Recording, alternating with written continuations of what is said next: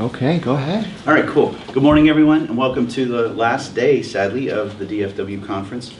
Since we are running a few minutes behind, I think if it's okay with Ryan, I'll go ahead and extend the session to close to 10 o'clock, but if you need to, excuse yourself to go to the bathroom or something, you should do it. So this is the session titled Wallace, Wittgenstein, and Religion, and I'm Vern Cisney, and I'll introduce the speakers as they're getting ready to speak. Our first speaker this morning is Nan Denette.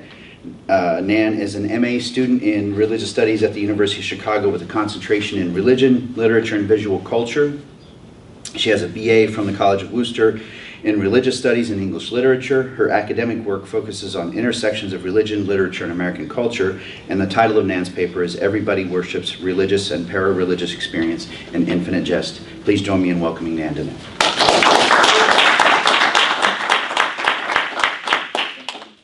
Thank you, everyone. Okay. Can you see me? Me? No. Would you like me to turn you towards Nan? We can see you. Would you like to be this way? You don't want to look at me, Jesus. Is that okay? Is that okay? In my laptop, I have some problems. I can't see myself. We can see you We fine. can see you. But you can't see us? Okay. It's all okay. Okay. Okay. All right. I think he was saying he couldn't see himself. Okay. Oh. Okay. Okay. Nicely put. Go ahead. Forget it. Very confusing. Okay. Okay, this is my first conference, so I hope you can be soft. Oh, yeah. I will do some mistake. Okay. The goal of this paper is... Oh, sorry. Actually, Michaela, Nan is going to go first, and then I'll introduce you, and then you can present. Is that okay? Okay. Yeah, cool. All right, cool. I want to turn it down a little bit. I was going to shoot some of the other guys. Okay, I'll just jump right in. Not to be too quick to assign a definition to one of the most abstract and complex words we have in the English language, but Thomas Tweed defines religion in his book Crossing and Dwelling as follows. Religions are confluences of organic cultural flows that intensify joy and confront suffering by drawing on human and superhuman forces to make homes and cross boundaries. This definition is about the functional and dynamic purpose that religion serves in human life, to make homes and cross boundaries while simultaneously intensifying joy and confronting suffering. This definition also uses broad terms to address the metaphysical component of religion, that is, the object of human faith, by pointing to human and superhuman forces, instead of making a claim about deities or necessitating specific belief in a certain higher power.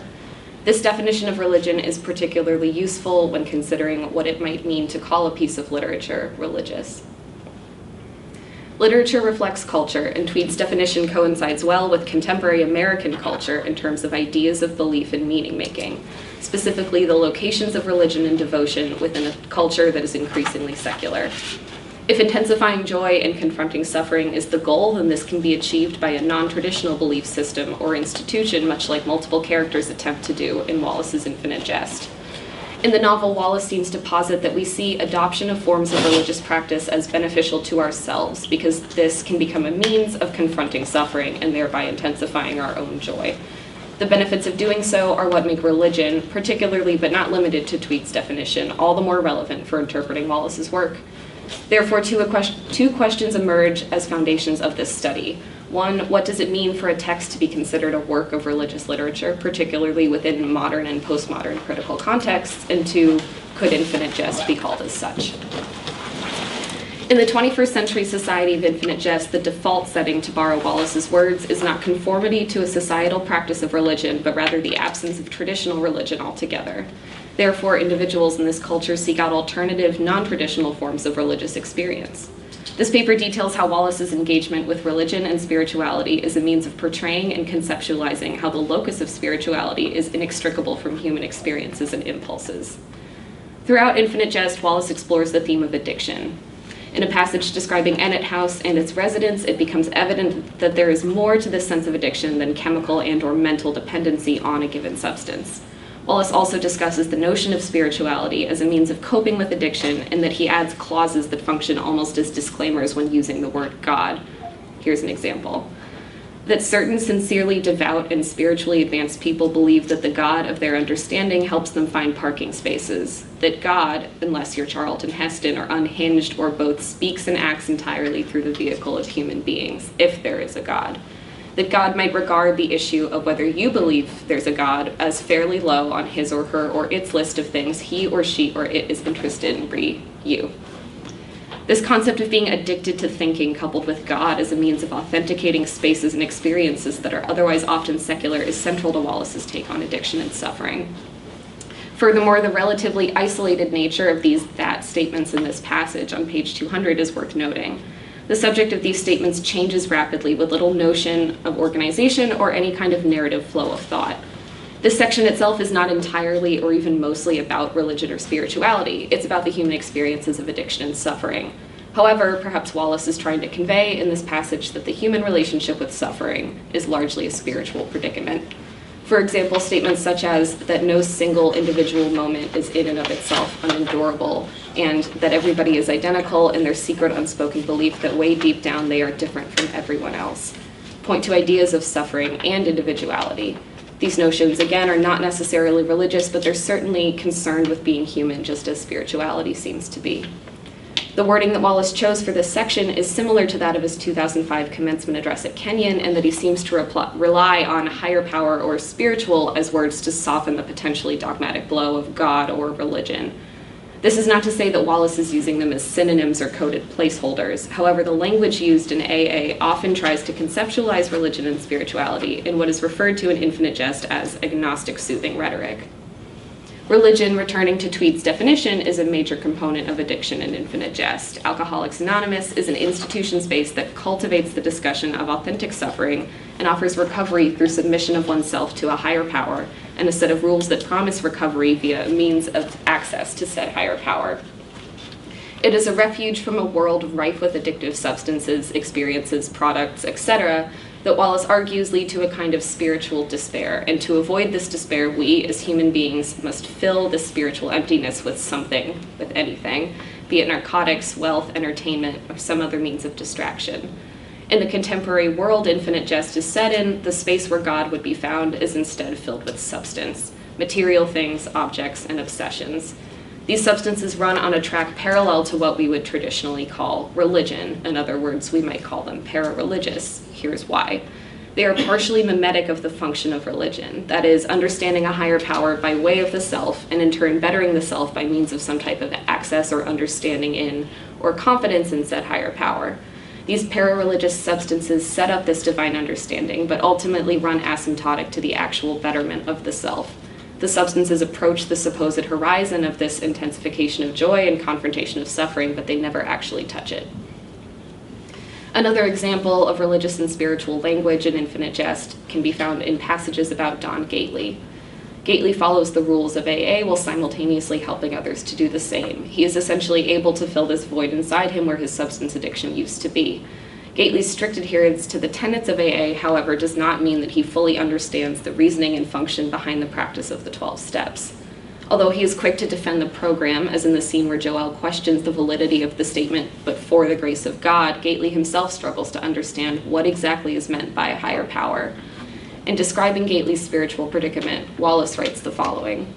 It's supposed to be one of AA's major selling points that you get to choose your own God, but when Gately tries to go beyond the very basic rote automatic get me through this day please stuff, when he kneels at other times and prays or meditates or tries to achieve a big picture spiritual understanding of God as he can understand him, he feels nothing.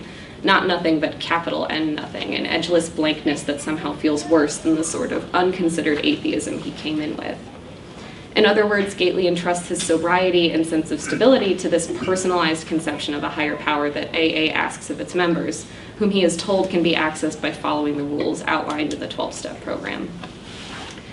The depiction of AA in the novel is a significant example of this predicament of modern, non-traditional religious interaction.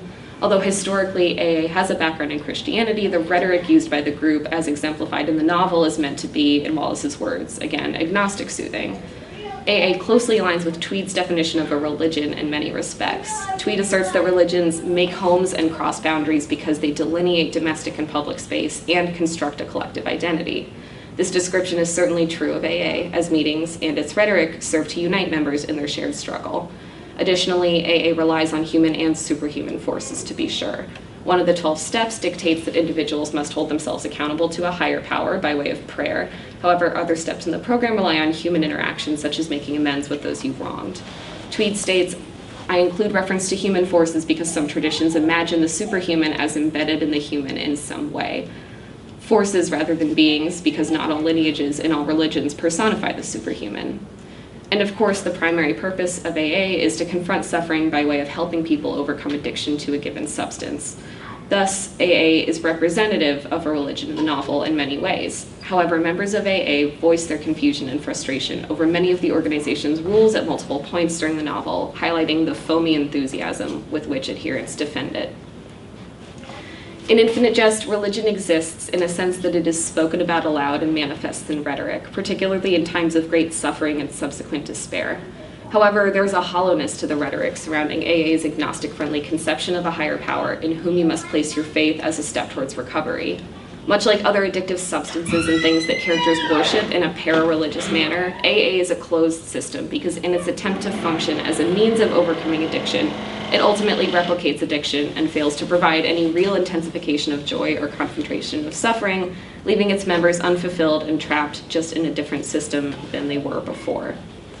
Moving from this discussion of AA as proxy of religion, Wallace then presents the reader with Mario and Candenza, an antithetical manifestation of religious belief. Mario, though primarily alone in the novel in his unwavering belief in God and his habit of prayer, is comforted and amazed when he overhears, quote, somebody say God with a straight face at an AA meeting. Mario also relies on his belief in God as a way of making sense of his own existence as well as the world around him and his own physical predicament. After watching his brother Hal play tennis, Mario asks Hal outright how he could, quote, not believe because of the sheer elegance of Hal's physical presence on the tennis court. James and Candenza's senior, Mario's grandfather, is worth noting here, describes a memory of his experience playing tennis using the word religion. All it takes is a second of misplaced respect. Son, it was more than a father's voice carrying. My mother cried out. It was a religious moment. I learned what it means to be a body, Jim, just meat wrapped up in a sort of flimsy nylon stocking as I fell kneeling and slid toward the stretched net, myself seen by me, frame by frame, torn open. Mario's version of prayer, it seems, provides him with both existential and corporeal comfort, much like his grandfather's practice of encountering the divine in the physical self. And in this sense, it would be incorrect to call Mario's belief, although non-traditional, anything other than sincere. Religion and literature as a field is typically concerned with texts which, at the surface level, are most easily sorted into this category. That is to say, prose that focuses on or operates within a particular religious tradition. However, expanding the scope of religion and literature to include texts that engage with religion on a conceptual level allows for further inquiry into what it means to write about capital R religion and how works of literature are a medium within which the conceptual study of religion can occur. The relationship between the narrative structure in Infinite Jest and the novel's content is highly relevant to the exploration of religion operating within the novel. Infinite Jest describes a world in which para-religious interactions are diagnosed as a symptom of the innate human impulse toward devotion. Diagnostically, Wallace has done a very thorough job in terms of outlining this predicament by way of both narrative and the novel's overall structure and form. The question I have arrived at, however, is this. Within the 1,000 and some pages Wallace spends outlining and diagnosing this problem, does he offer us any kind of solution? Is there actually a way out of this predicament? We know that the human impulse toward devotion is unchanging, and the narrative structure of the novel, of course, eliminates the reader's access to a chronological ending to the main character's narrative, so it cannot be said for sure whether Gately recovers from the gunshot wound, whether Mario's belief in God can actually help him connect with another person, or whether Hal ever speaks again. However, as David Herring aptly points out, the novel ends optimistically. The literal words, way out, describe the tide on the beach where Gately wakes up in the novel's final sentence. Perhaps this is an amphibolous phrase gesturing toward an exit strategy re the incessant suffering experienced by the novel's characters. Perhaps it isn't, but you'd be hard-pressed to find a sentence of Wallace's that isn't calculatedly deliberate in this way. In the commencement address, however, Wallace posits a solution to this same problem in the form of awareness and selflessness. Quote, the really important kind of freedom involves attention and awareness and discipline and being able to truly care about other people and to sacrifice for them. The alternative is unconsciousness, the default setting, the rat race, the constant gnawing sense of having had and lost some infinite thing. This gesture toward a solution to the problem of para-religious addictive impulses sounds at first glance like something that is just far easier said than done. The goal of attaining this freedom that Wallace describes in the commencement address is in fact the same as Tweed's definition of religion, and that both aim to confront suffering and to intensify joy by way of interactions. Although it is of course impossible to say with certainty what Wallace meant to illustrate about the human condition and about religion within Infinite Jest, it is incredibly valuable from a critical perspective to consider the novel within the context of the study of religion. Thank you.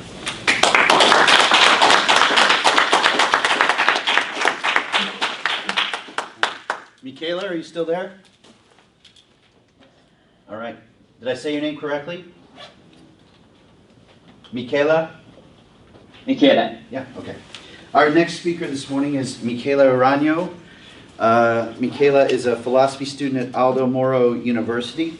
His areas of interest include the reconstruction of the philosophical education of David Foster Wallace and the philosophy of art as an opening to the sense of being in Wittgenstein and Heidegger.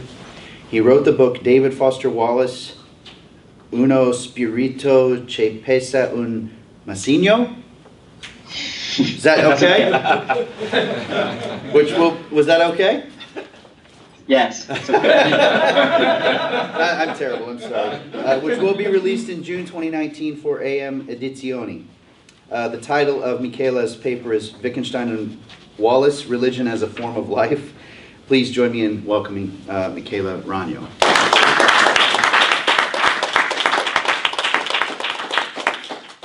Thank you.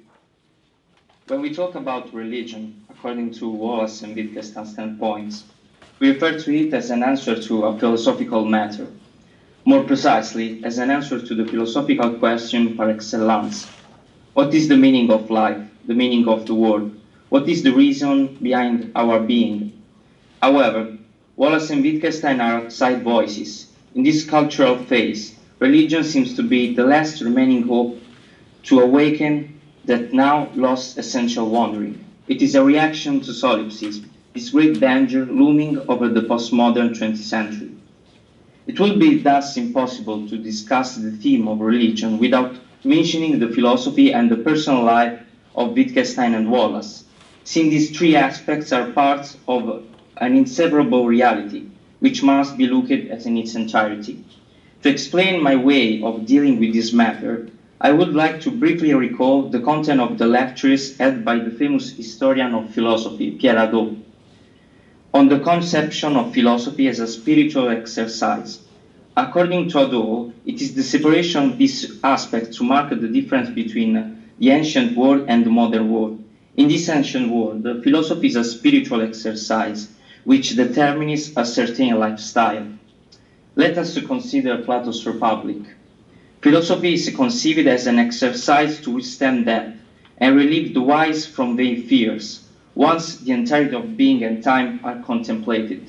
In the Middle Age Christianity, with the university, there is an end of philosophy as the supreme science in which reason and action move along each other. But philosophy simply becomes an abstract theory. Thanks to university, philosophy becomes a job performed by professionals who teach to other aspiring professionals. So philosophy does not teach how to live in the world or how to be a human being anymore. So let us start with Wittgenstein. Wittgenstein was a predominant figure in the academic environment of Cambridge, but is also critical towards them. Let us, for example, think of the way Wittgenstein responds to the criticism moved by the Wiener Crease. For example, Wittgenstein responds to the Wiener Circle provocation, and I quote, "To be sure, I can imagine what Heidegger means by being and anxiety. Man feels the urge to run up against the limit of language. Think, for example, of the astonishment that anything at all exists. This astonishment cannot be expressed in the form of a question, and there is also no answer whatsoever. anything we might say is a priori bound to be mere nonsense. And if we carefully analyze Wittgenstein only through work published when he was still alive, Tractatus Logico-Philosophicus, this should not be surprised at all. As Wittgenstein himself explained in a letter sent to a friend, the work consists in two parts. Quote, "The book's point is an ethical one. I once meant to include in the preface a sentence which in fact is not there now, but which I will write for you here, because it will perhaps be the key to the work for you. What I meant to write then was this. My work consists of two parts. The one here plus all that I have not written. And it's precisely this second part that is the important one. My book draws limit to the sphere of the ethical from the inside, as it were, and I am convinced that this is the only rigorous way of drawing those limits. In short, I believe that where many others are just guessing, I have managed in my book to put everything firmly into place by being silent about it. In fact, in the Tractatus, once having dealt in the first part with language and the very same possibility of science, it's possible to notice that we feel that even when all possible scientific questions have been answered, the promise of life remains completely untouched. In his personal notes, he writes, "The impulse towards mysticism derives from the inability of science to fulfill our wishes, and there is a gap which cannot be filled by words." What cannot be said then? Quote, "What do I know about God and the purpose of life? I know that this world exists, that I am placed in it like my eyes in its visual field, that something about it is problematic, which we call its meaning, that this meaning does not lie in it but outside of it." And Wittgenstein believes that the resolution of the matter of life can be found as the matter itself disappears. This concept will come back in some of his late notes. The solution of the problem you see in life is a way of living which makes what is problematic disappear. The fact that life is problematic means that your life does not fit life's shapes. So you must change your life, and once it fits the shape, what is problematic will disappear. So, for this reason, even the Cartesian attempt and every other skeptical attempt to doubt the very same existence of the world are not irrefutable, but really meaningless, because it tries to raise doubt where no question can be asked. So philosophy must work in silence. And Christianity is something that we can imagine as not a belief, but an exercise capable of healing the sickened soul. This is why it makes no sense asking about the true or falseness of Christianity. Quote, "It is clear that the essence of religion cannot be linked to the fact that one speaks, or rather, if one speaks, then this is a part of religion action and is not a theory. It is therefore not important that these words are true or false or meaningless." So there are several degrees of religiosity. Wittgenstein will continue this passage indicating religion, Christianity in particular, not as a doctrine based on historical truth, but as a life exercise which must be applied in good and bad life, a solution to reverse the way. Amongst other things, Christianity says, I believe, that sound doctrines are all useless, that you have to change your life. Christianity is not a doctrine, not I mean a theory about what has happened and will happen to the human soul, but a description of something that actually takes place in human life. For recognition of sin is an actual occurrence, and so is despair, and so is redemption through faith. Religion, according to Wittgenstein, is strictly correlated with will. On the other hand, elucidating Wallace's idea of religion is way more complicated. Nevertheless, there are some elements in Wallace which, taken together, can provide us with an idea of religion similar to what Wittgenstein means. obviously with a different style and different words. As a matter of fact, Wittgenstein Tractatus will be one of the fundamental work for Wallace education. Wallace will subsequently criticize Wittgenstein's first work, defining it as a metaphysical nightmare, because world will be a painting, an imitation of the things they represent, of reality, and there will be an immense distance between us and the external world. Wallace sees it in the root of postmodern solipsism.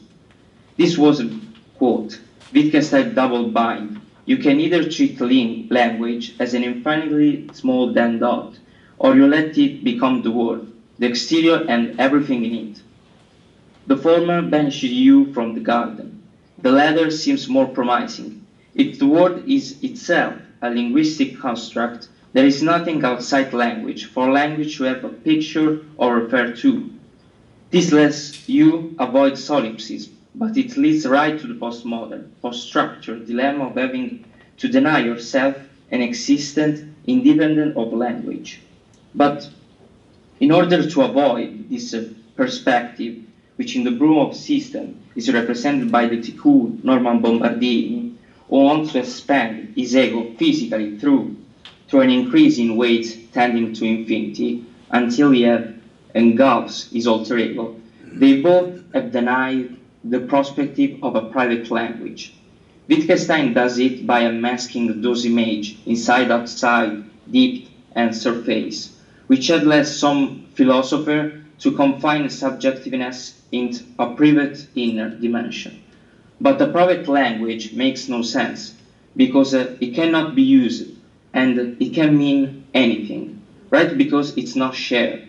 Truth is always in a collective social dimension, and Wallace himself will reaffirm his position about it.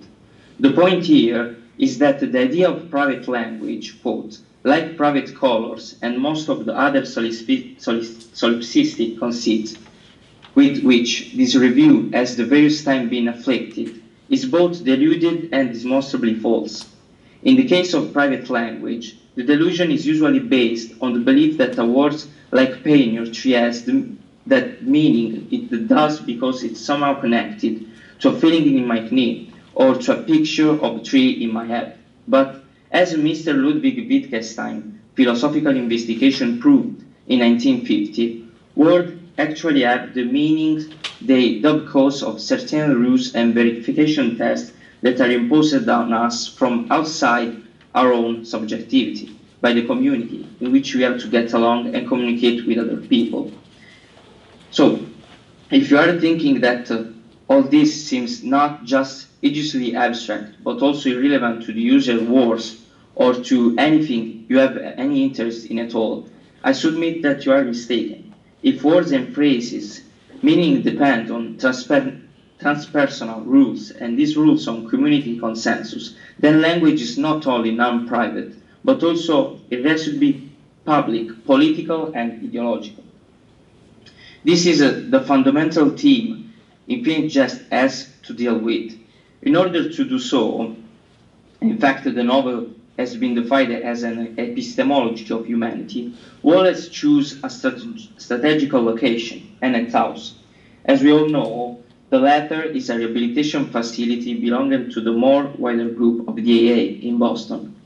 And in this rehabilitation facility, where various cases of substance abuse are taken care of, people appear more healthy than those from the healthy West, due to awareness of the tragic condition in which they are, a tragic condition the rest of the world can only suspect. However devastated might be, they are always well aware of the cause of their misfortune falling on their own action.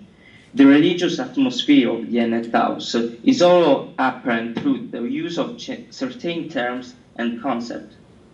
One of these is the concept of loss, whose awareness is essential for the rehabilitation process. The loss is negative, illuminating all that is precluded in its direction.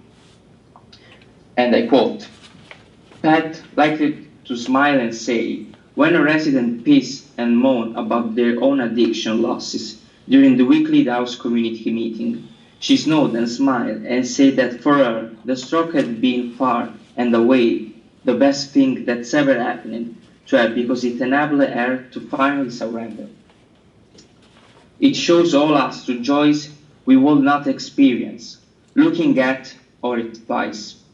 Again, in accordance with the religious atmosphere, is the counter-movement to loss, the effort of the will. Those who are not able to realize that the problem is in their own will never be falter and eventually give into the substance. This is not a punishing atmosphere. It is rather a personal work and a pathway to follow with dedication and conviction. Quote, "If you don't abide, nobody will kick you out. They won't have to. You will end up kicking yourself out if you steer by your own sick will." On the contrary, that punishing attitude previously described is counterproductive.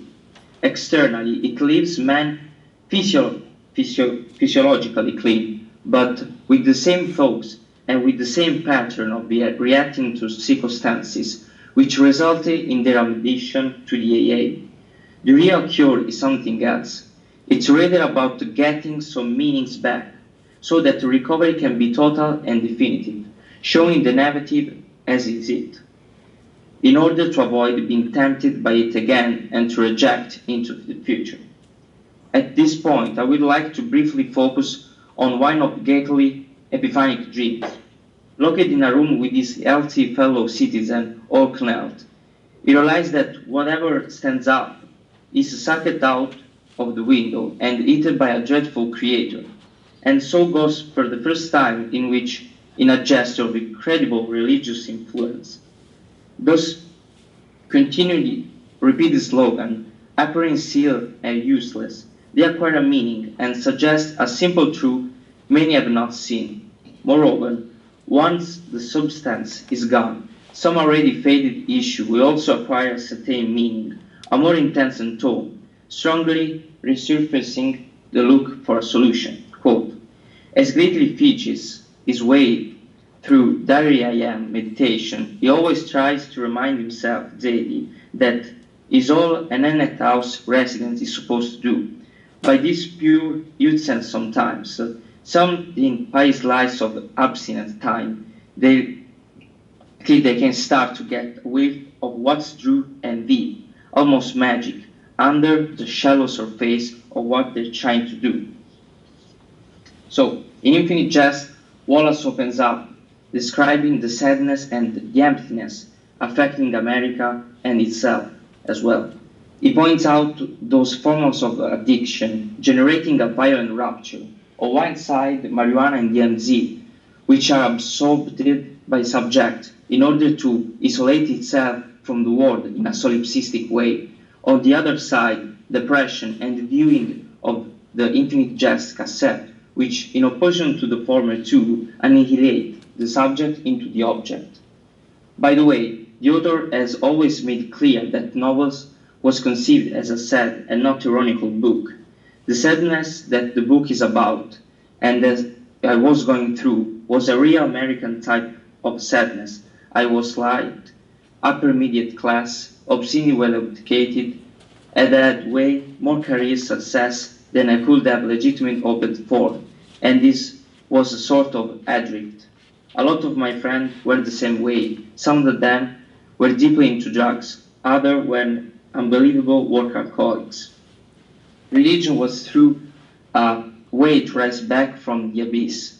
As a matter of fact, despite his atheist education, Wallace approached to the Christianity church first and then to the Mennonite one. The more I believe in something, quote, and the more I take something other than me seriously, the less bored I am, the less self-hating. I get less scared. When I was going through the hard time a few years ago, I was scared all the time. However, his interest for religion is not to be attributed to some absolute truth possessed by some cults. As a matter of fact, Wallace, just like Wittgenstein, never defined himself a religious person, and he got never initiated to any church, but rather to the fact that the religious environment are places where it's often possible to talk about unordinary topics and ask questions of a certain nature, namely, what is the meaning of our life? And what better place than the AA to talk about this issue, even though it was not properly registered. He took part to their meetings and learned, apart from the cheap sentimentalism, very important lesson. What these two environments has in common is the necessity to establish an authentic relationship with the other, based on empathy, the ability to truly understand the person standing in front of us, a lesson which will prove fundamental. Starting from his teaching, Wallace's goal is to reconcile ego and non-ego, subject and object, man and word, but also writer and reader. Following Wittgenstein criticism on private language, considered as an abuse of the solicited substance, in which the individuals are completely immersed in the language of the self, Wallace wants to reestablish the linguistic game as a true and proper therapy through the AA, through tennis, and the religious community. Thank you.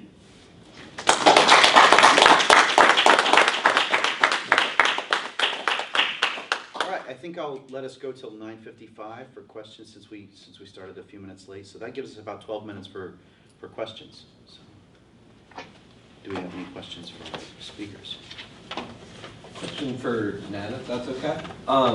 I was really interested by, I think you quoted this as water, if I'm remembering correctly, and I was interested about how you saw that as fitting in with the rest of his corpus, because I know that different people have very different feelings about the kind of different sense of David Foster Wallace that comes off, or just whether it belongs with other stuff. I was just curious if you had any thoughts about it. Sure, yeah, thank you. I guess my own reading of it is I think it's a text where he brings a lot of things that run throughout a lot of his fiction to the surface, and where he's very honest about, you know, things you might find buried underneath a lot of prose and a lot of metaphors in other texts. Yeah, there are definitely, you know, it's, you should read it differently than you would read a novel, but that, yeah, does that answer your question? Or? Yeah, thank you. Yeah. Yeah, let's get a question from Nan. There's a part where I think you said that the AA is a kind of closed system, and in a way it replicates addiction, and you're kind of trapped in a different system. And I was kind of wondering about that, because, I mean, when I read it, I kind of thought of it as a kind of liberatory structure. And I was wondering, kind of, do you think it's possible to escape the system, or to not have a system or a structure? And I guess, how does religion come into that? In kind of, is religion a kind of should be a way of getting out of the system, or is it a system in itself? Or?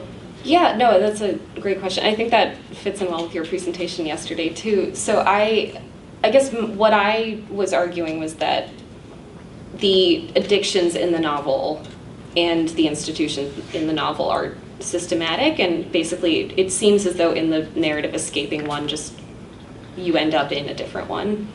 So that's something I'd like to look at a little more closely eventually. But yeah, I think, I don't know, so I think the novel is about escape from those systems. I think that's what I was trying to get at, although, yeah. Other questions? Yeah. I had a thought. I don't know if this comes out as a question or not, but you were No thoughts, mentioning- only questions. Well, maybe I can phrase it as a question. No. But you had mentioned about the end of Infinite Jest, the novel, as being sort of optimistic but incomplete. And I was maybe wondering if you are aware of, or if maybe it was, I mean, you sort of focus broadly in religion, but in Christianity there is the original version of Mark, where there is no conclusive proof of the resurrection. Instead it says to the disciples, just return to Galilee. And I was wondering if that seemed in some ways similar, that original version of Mark, as to what you're talking about in terms of Infinite Jest. Yeah, I think so. Do you mean like rhetorically speaking, or just That sense of that the ending is implied, okay. that if one goes to Galilee, if one trusts the track that we're on at the end of Infinite Jest, that we have hope. Yeah, I mean, I think you could say Infinite Jest, or I would say it's a little more ambiguous in the ending, but yeah, I think that is a great point, it makes sense to me. I have a question for Michela. Okay. You had this line, it was towards the end where you said something about Wallace is endeavoring to reconcile the ego and the non-ego, and the writer and the reader, something like this. And I wonder what you meant by reconcile. Are you thinking about this in some sort of, I hate this word, Hegelian way, or how do you understand that reconciliation? I don't understand the question, sorry. Okay. So what did you mean? I guess I'll reframe it this way. What did you mean when you said Wallace is trying to reconcile the ego and the non-ego? I think that the problem is in postmodernism is the separation about ego and non-ego, me and the other. So Infinite Jest is a way of surrender of something that I cannot understand and cannot be reduced on me. Try to feel the other as the other and not feel the other without me. I don't know if it's clear, but in this, in the AA and with tennis and with the linguistic game, I understand that there is something, and in this community there is the truth, and it's something that it's more like Hegel dialectic, the thesis, antithesis, and synthesis, and I have to run against the non-ego through a synthesis. Okay. In Infinite Jest, we have a diagnosis of absorption, and it's something that annihilates the ego into pleasure. But we have to pay attention of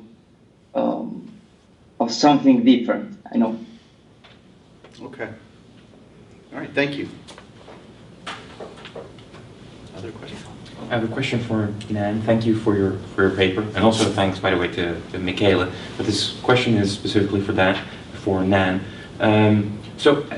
This might be me. Might be that I sort of didn't put together all the pieces correctly. But at one point, I remember you saying something about a certain progression within, let's say, the para-religious variant being asymptotic to self-betterment. Is that what you?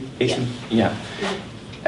Subsequently, you also said something about Gately sort of not really understanding sort of the process via which he was, in a sense, getting better, so to say. And it seemed to me at that point as if sort of those types of observations sort of served for you to say, well, and that's why it's not fully religious, because of this asymptotic element and because of the lack of understanding of Don Gately.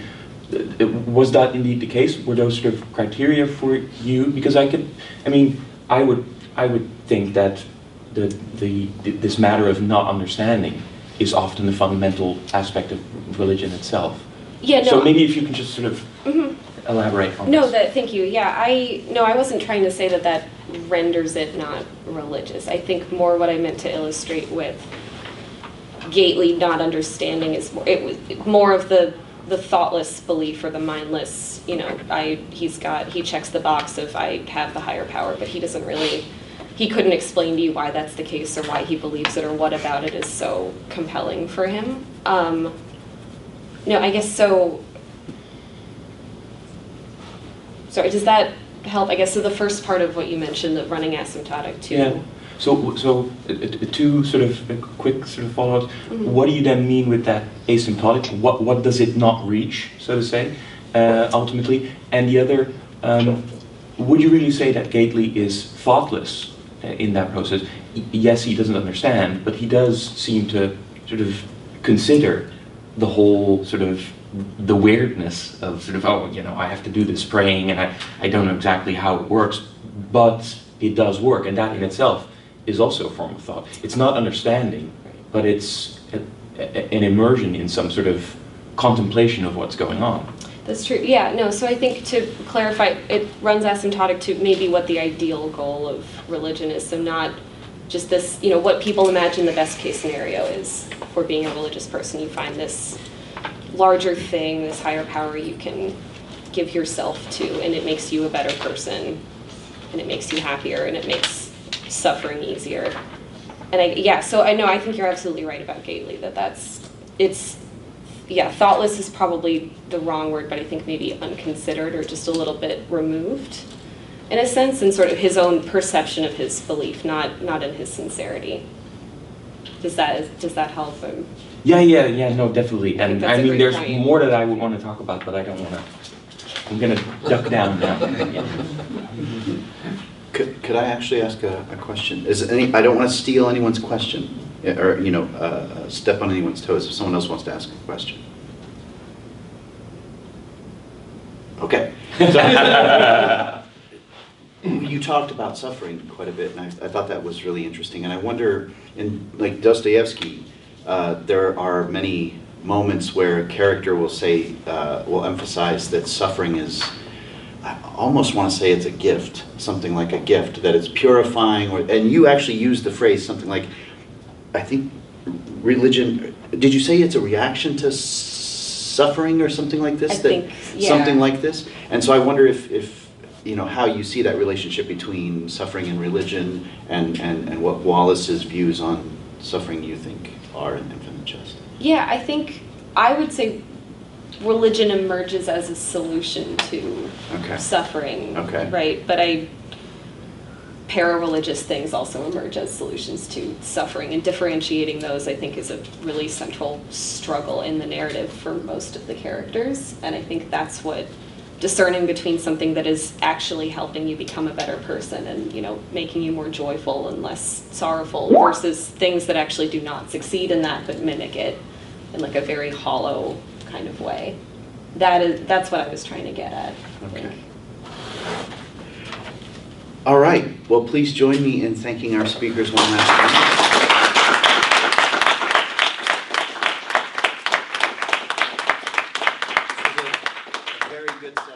Challenging, very thought-provoking, so thank you both. Yeah, thank you. Michele? Hi. I guess I will do nothing because I don't know how to get rid of you, so so thank you very much, and have a good rest of your day. Thank you. We'll just close, or just close it? Just close it. That's what happened before. Makes a fun noise. Seminary Co-op. Yeah. Favorite That's the best. Yes. Oh, I'm there all the time. Oh my gosh. I love meeting someone who has been and appreciates this bookstore. Yes, no, I sit in the stacks. Oh, There every week. It's so wonderful. Yeah. Nice. I love your paper very much. Thank you so much. I appreciate that. Yeah. I'm hoping to continue a lot of this a little further. Yeah. I think I was trying to go broad strokes here. But And there were definite, intersections, parallels between what you and I talked about. I think so. That was really cool. Yeah, everything you said about Augustine was, I think you're exactly right about that. That was fascinating. Oh, thank you. I appreciated those parallels. Yeah. Well, dude, this pen cracked out on me too. But they all Is that they right? look nice. Yeah, they there's- write well. Yeah. For until 5 they, minutes. until they crap out. Yeah. Yeah. That's That maybe it's good. The cards, like that you got when you bought something, you should show them to Jane. Otherwise, Oh. you won't be entered into the game or whatever. I got a 2-pair, dude. I'm So when you bought something from Jane, Yeah. she gave you a playing card for every item that you bought. Okay. And then the idea is whoever has the best hand at the end of the weekend gets a prize or something like that. Hey, I still need to. Yeah? I don't want to be creepy and weird, so. No, I find myself actually more creepy by saying out, hey, I didn't sit here. Thank you. I appreciate it. Yeah. spaces. I think it's in the right. Great. All right. Yeah, I think is she going to be. Is sort of that the one in here established- though, or? Yeah, Okay. she's some ideas. Mm-hmm. Yeah. Yeah, you know, the sort of sheet like everybody else is Yeah. And then, of course, McCarthy himself. Yeah, no, I Lots of violence and, yeah, so, Yeah, 'cause he's in the- I You'll have to address them at least in an introduction or some. right, yeah, there's a whole like sort of laundry list of people. This is deliberate too. Mhm. Yeah, no, the more you start to Let get them, into like, it, you're like, half- oh yeah, it's everybody.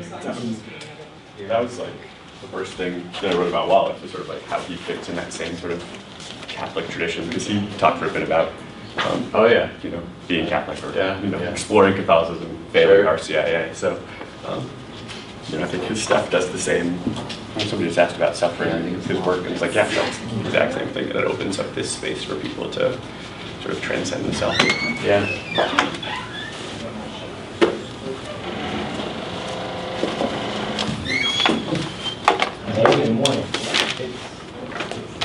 Andrew, hi, Christopher. I'm Hi. moderating.